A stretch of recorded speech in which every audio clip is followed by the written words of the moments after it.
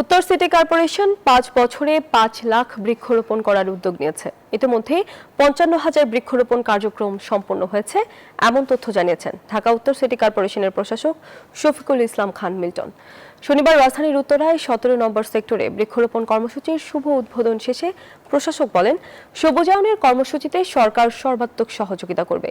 Clean Dhaka, green Dhaka স্লোগানে ঢাকাকে সুন্দর ও সবুজ করার প্রতিশ্রুতিও ব্যক্ত করেন তিনি। জানান, সারা বাংলাদেশে ৫ বছরে ২৫ কোটি বৃক্ষরোপণ করার ঘোষণা দিয়েছেন প্রধানমন্ত্রী। একই সাথে ঢাকাকে পরিচ্ছন্ন রাখার লক্ষ্যে সর্বোচ্চ চেষ্টা করবে সিটি কর্পোরেশন। পাশাপাশি যেখানে সেখানে ময়লা ফেলা থেকে সবাইকে বিরত থাকার আহ্বানও জানান প্রশাসক।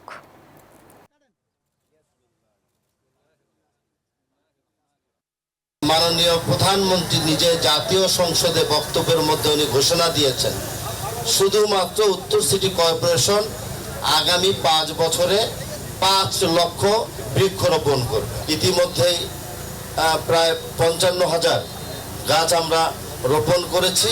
আমরা উদ্যোগ নিয়েছি ক্লিন ঢাকা, গ্রিন ঢাকা।